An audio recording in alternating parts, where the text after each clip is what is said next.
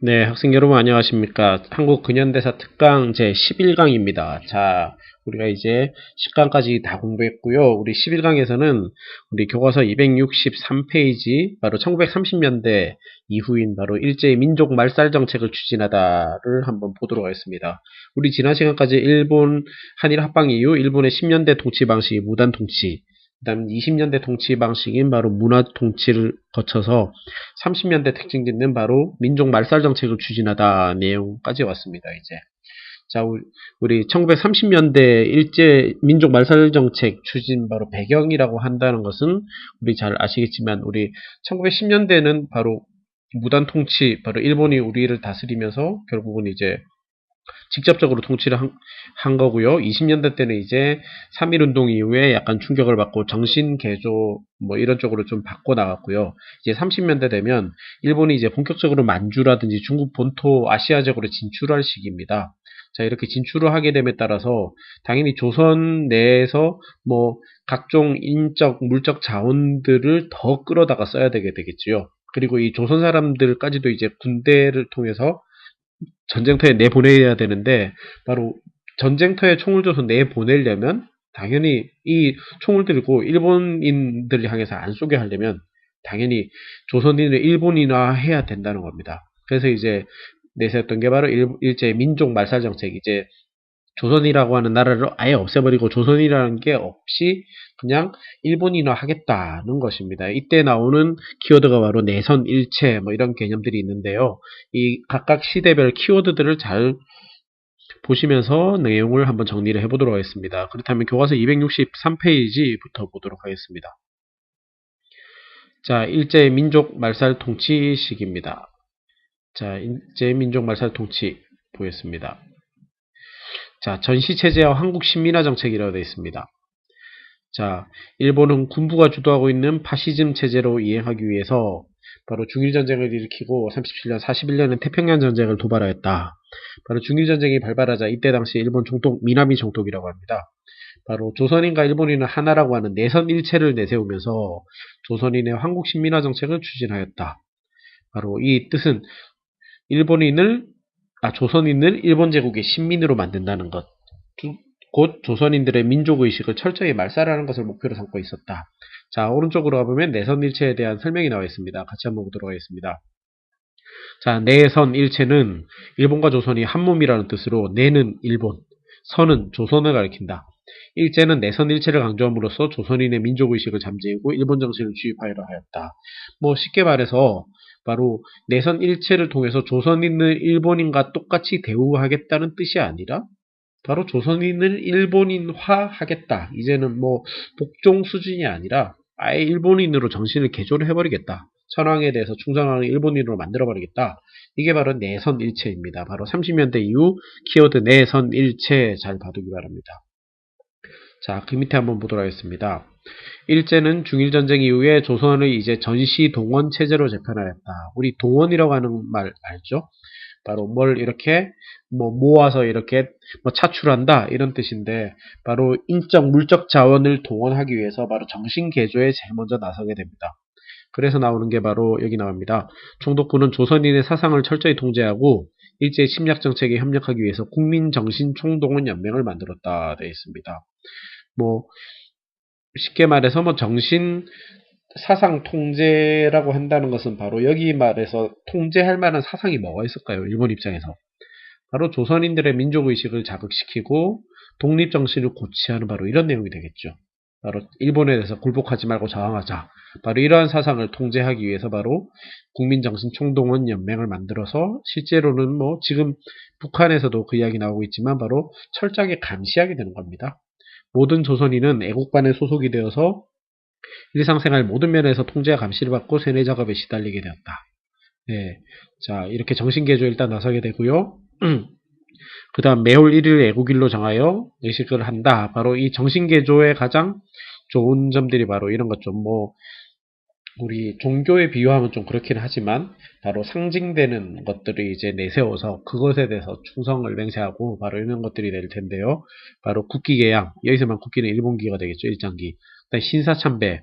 바로 이 신사라고 하는 것이 자 오른쪽에 나와 있죠. 이 밑에 사진이 학생들이 단체로 신사에 참배하는 모습이다 되어 있는데, 신사라고 하는 것은 바로 일본이 모시는 신들을 모신 것을 신사라고 하는데요.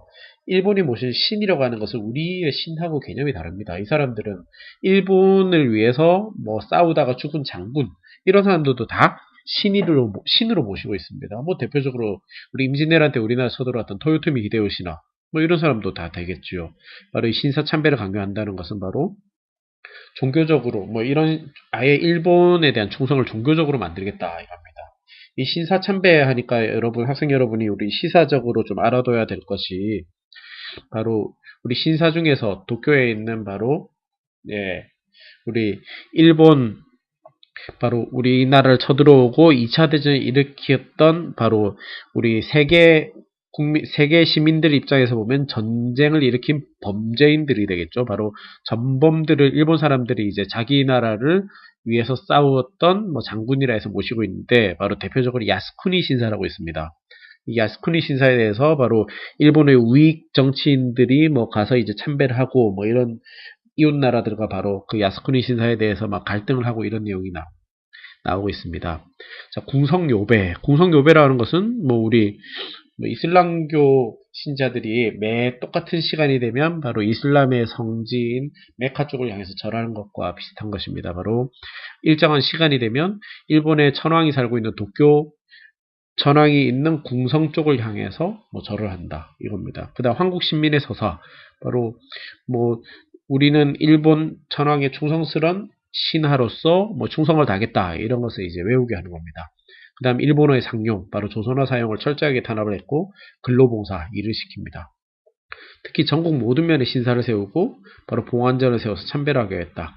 이를 거부하는 학교들은 이제 문 닫게 하였다. 내용 나와 있습니다. 그 다음 이제 조선 교육령을 개정하여 조선인 학교의 명칭과 교육 내용을 일본인 학교와 동일하게 하였다. 자, 조선 교육령 이제 당연히 개정하겠죠. 이때 되면 우리 조선 교육령 개정에 대해서 앞에서 우리 내용들을 봤는데요. 바로 한번 정리를 한번 해보도록 하겠습니다. 조선교육령 개정에 대해서 한번 정리를 한번 해보도록 하겠습니다. 자, 프로그램을 먼저 한번 띄워보고요. 자, 조선교육령 개정 한번 봅시다. 제1차 조선교육령 개정이 먼저 1912년에 있었습니다. 12년에 있었는데 이때 개정 내용 바로 무단통치 시기였죠. 바로 교육을 몇 년간 한다? 교육을 이제 4년간 한다. 바로 보통교육, 그것도 보통교육과 실업교육 위주로 한다. 바로 조선인들을 그냥 시키는 대로만 잘 따라하는 이런 사람을 만드는 게 목표였다는 겁니다. 그래서 이때 특징하면 바로 고등교육이 실시되지 않았다는 거, 바로 이런 특징이 있었습니다. 그에 반해서 이제 문화통치 시기에 나왔던 제2차 조선교육령, 조선교육령 내용을 보면 다시 교육연한을 6년으로 이제 늘려버렸고요. 그리고 이제 학교를 증설을 해가지고 조선인들에게 교육 기회를 이제 늘린다는 것을 강조를 했지만, 실제로는 어떻습니까? 실제 학교 수 증설이 거의 없었다는 거 우리가 지난번에 공부를 했을 겁니다. 그 다음 이때 이제 여러 가지 고등교육 기회를 달라고 하면서 이제 일어났던 게 바로 20년대 때 바로 밀립대학 설립운동이 일어났었죠. 여기에 대해서 이제 결국은 달래기 위해서 만든 게 바로 경성제국대학이었습니다. 맞죠?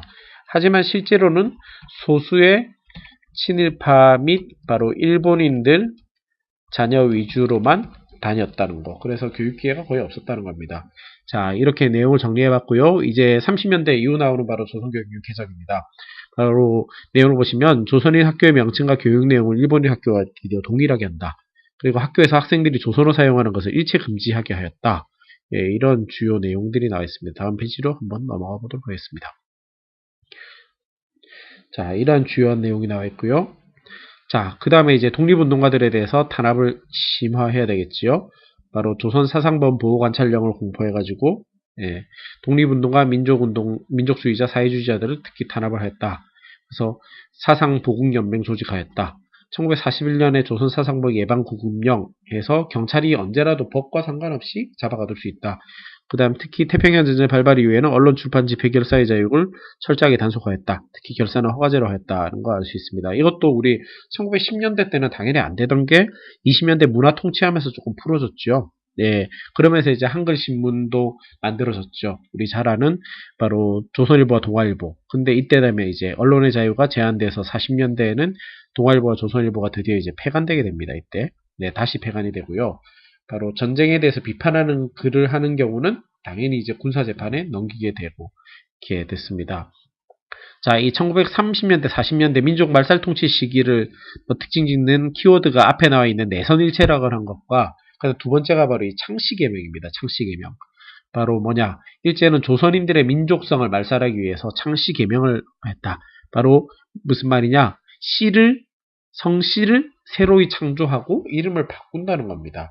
무슨 말이냐면 여러분도 잘 알겠지만 우리 한국 사람들은 일반적으로 뭐 내자인 이름이 있기는 하지만 일반적으로 성씨 한자의 이름 두자죠. 그렇게 해서 총 3자로 구성되어 있습니다.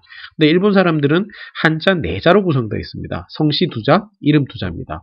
뭐 그렇게 구성되어 있는데 이 일본인들을 화하기 위해서 이 한국인 성씨를 없애고 일본인 성씨로 다시 만들라 이겁니다. 일본과 같이 2자인 성씨를 쓰게 만드는 겁니다.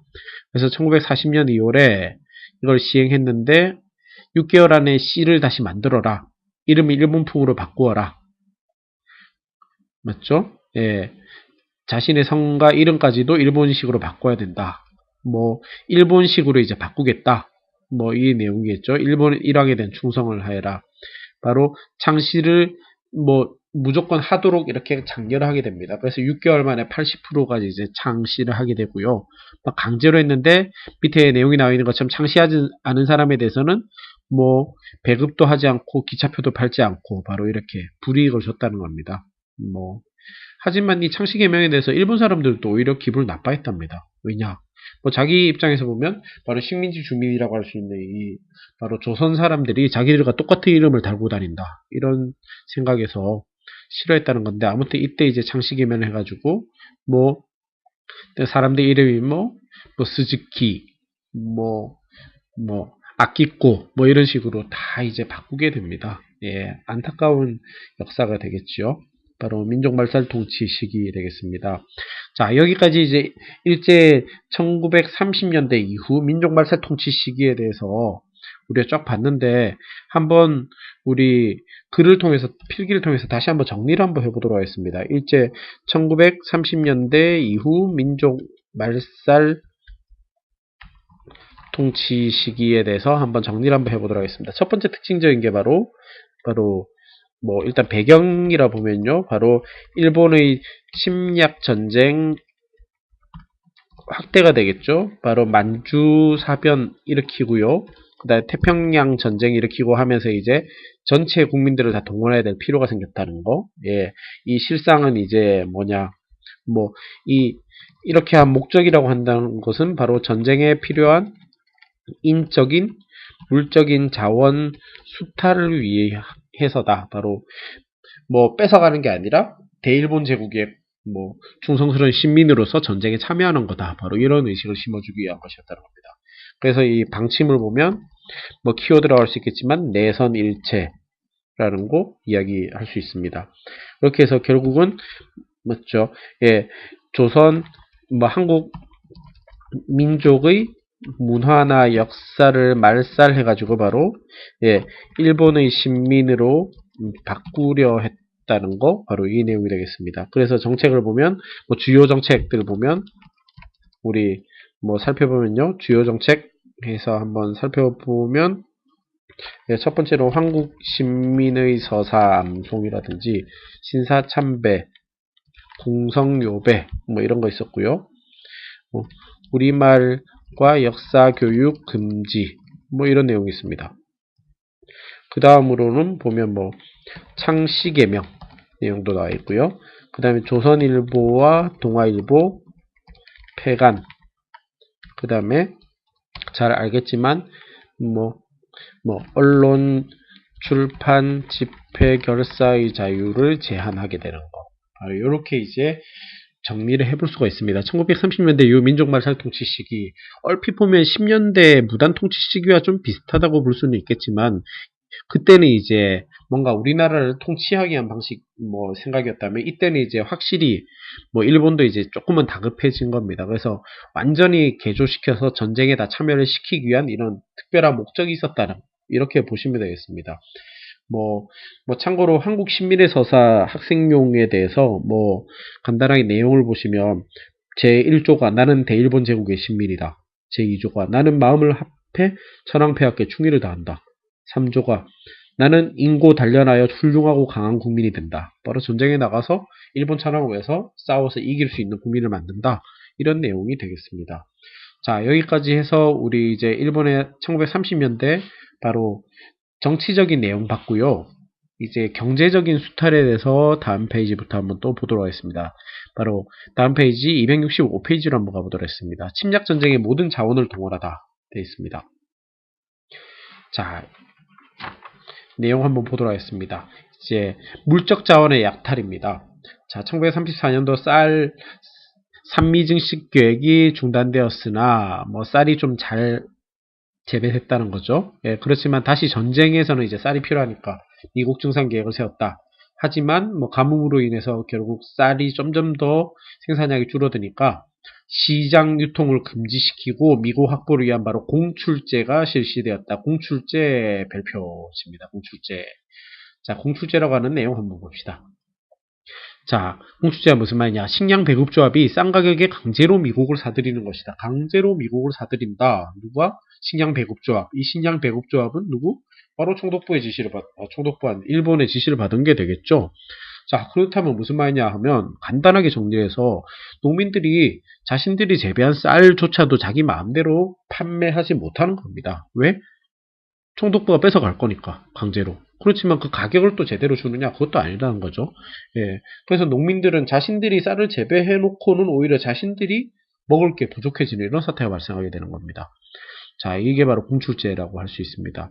자, 공출제에 대해서는 밑에 내용이 나와 있습니다. 공출제에 대해서 이렇게 막 뭐 힘들어하는 뭐 이런 내용들 나와 있습니다. 그럼 좀 이따가 보시겠고요. 다음 페이지에 한번 공출제에 대해서 비판하는 내용들이 나와 있는데 한번 보도록 하겠습니다. 자, 다음 페이지에 예, 자, 미국 공출제에 대해서 예, 내용들 여기는 뭐 특별하게 자세하게 다루고 있지는 않은데요. 예, 바로 미국 공출제에 대해서 뭐 여기 밑에 사진을 통해서 한번 봅시다. 바로 미국 공출 군사 원호 노무봉사라는 깃발을 걸어놓고 공출을 독려하고 있는 모습이다. 다 뺏어간다는 거죠. 예, 자 여기 내용까지 봤습니다. 쌀 뺏어갔죠. 그 다음에 이제 또 돈 될 만한 거 다 뺏어가야 되겠죠. 자, 뭐냐? 바로 국제수지가 크게 악화되자 조선에서 금을 약탈하고자 했다. 바로 이른바 산금 정책, 금을 생산한다 이런 건데 바로 금을 완전히 뺏어갔습니다. 그 다음에 전쟁이 발발하자 이제 금보다도 이제 군수 광물, 석탄, 철광, 특수 광물들도 다 뺏어가기 시작했다. 그 다음에 이제 중일전쟁 발발 이후에 여기 주로 한번 쳐봅니다.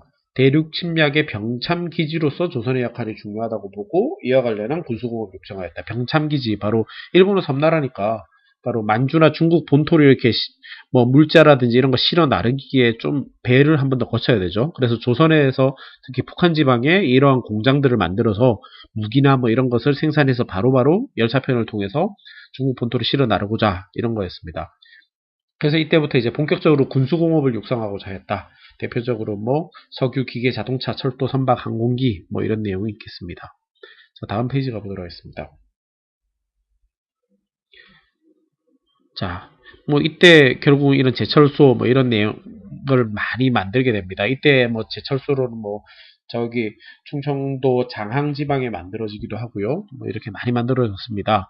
그렇지만 이제 갈수록 점점 물자가 부족해지니까 민간의 금비녀, 금반지, 노떼야, 쇠창살, 문고리까지도 다 뺏어갔습니다. 예, 밥은 뭐 가지고 먹습니까? 맞죠? 예.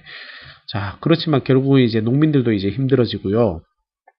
점점점 힘들어지고 공장 노동자 숫자, 농민들이 힘들어지니까 바로 공장 쪽으로, 공장 노동자로 이직하는 경우도 많았고요.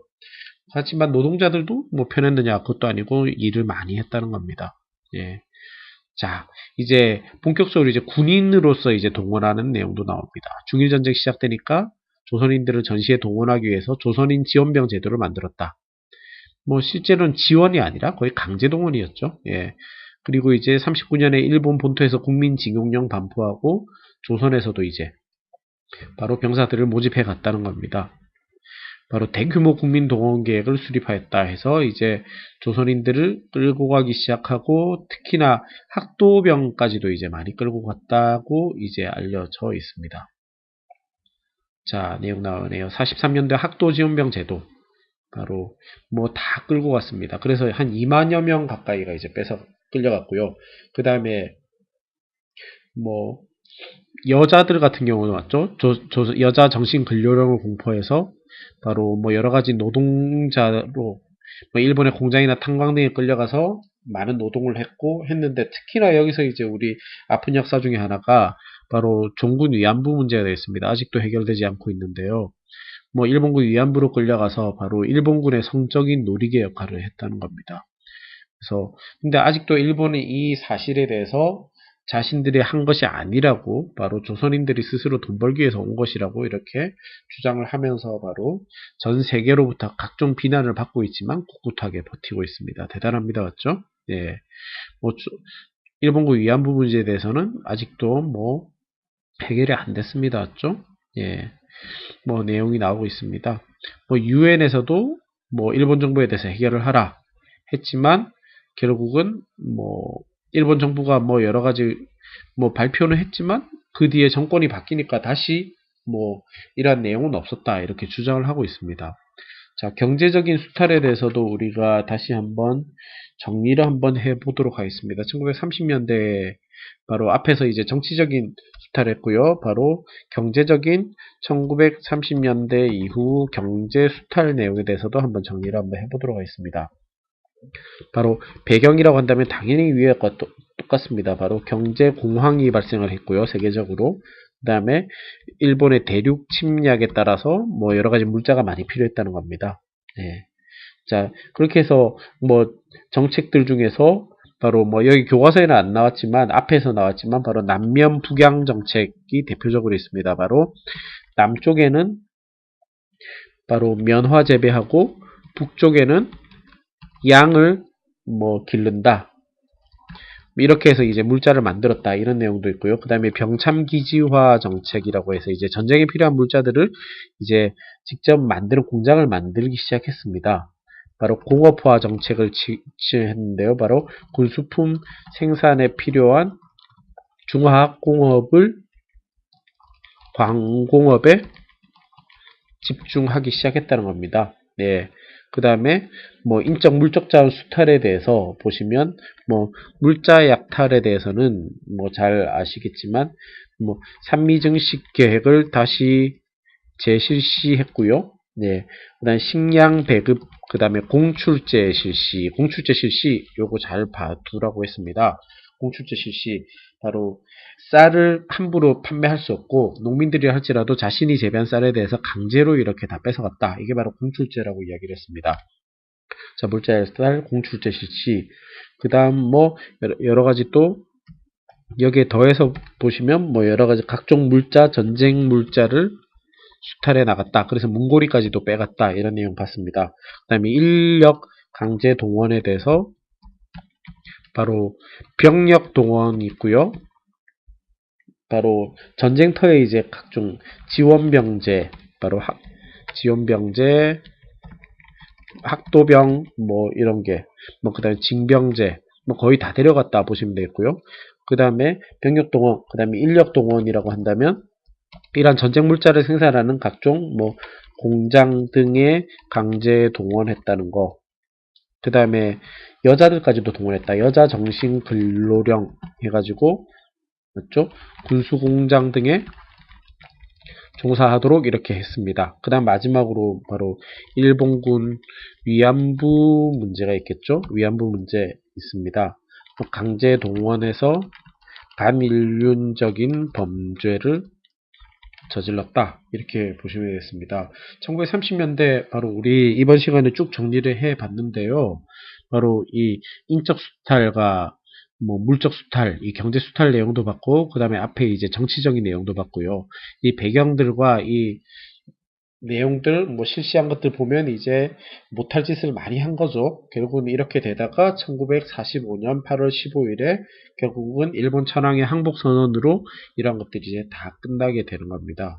바로 이 1930년대도 우리 10년대, 20년대와 비교해서 각종 정책들, 특징들 잘 기억을 해 놓기를 바랍니다. 특히 어떤 내용들이 나오면 아 이게 30년대구나 알 수 있는 키워드들 다시 한번 정리를 한번 해보겠습니다. 여기 나와 있는 것처럼 바로 내선일체 키워드고요. 그 다음에 뭐 황국신민이란 말이 나와도 키워드가 됐고요. 신사란 말이 나와도 됩니다. 그 다음에 창씨개명 대표적으로 키워드가 되어 있습니다. 30년대 이후. 그 다음에 남면북양정책 되겠고요. 그 다음에 공출제 뭐 이런 내용 보시면 되겠습니다. 그래서 이러한 키워드들을 잘 정리를 해가지고 30년대 내용들 한번 정리를 했으면 하는 생각입니다. 다시 교과서로 한번 돌아가서요. 그렇게 해서 우리 30년대 내용들 한번 정리를 해봤습니다. 우리 다음 페이지 1930년대 일제정책에 대해서 국가총동원법 뭐 내용 나와있죠. 참고로 보시면 되겠고요. 그 다음에 제3차 조선교육령 내용도 한번 쭉 보시면 되겠습니다. 여기에도 특징 30년대 이후라고 할 수 있는 바로 키워드 바로 내선일체, 황국신민이라는 단어가 나와있죠. 바로 아래 2차 조선교육령은 조선어를 가르칠 수 있다. 조선어 필수로 한다 했는데 여기서는 조선어를 거의 못 가르치겠죠. 이런 내용들 잘 보시면 되겠습니다. 오른쪽의 내용에서 오른쪽에 문제 보시면 여기 나와 있는 바로 키워드들이 나오고 있죠. 이 정도 단어의 뜻은 잘 알아야 되겠습니다. 창씨개명, 미국 공출제, 내선일체, 남면북양정책 이런 내용들 잘 봐둬야 되겠고요. 그 다음에 30년대를 이야기하는 바로 내용들 나와 있죠. 정신대, 지원병, 가작품을 보면 이런 내용들 나와 있죠. 그 다음 보면 내선일체를 통해서 우리 행복해지자라고 하는 우리 친일파 윤치호가 쓴 글이 나와 있습니다. 이런 내용, 이 내선일체 이런 키워드들만 잘 알면 어느 시대 때 나온 이야기인지 10년대인지 20년대인지 30년대인지 잘 정리가 될 겁니다. 자, 그렇다면 우리 이번 11강은 여기까지 마치도록 하겠습니다. 여러분 감사합니다.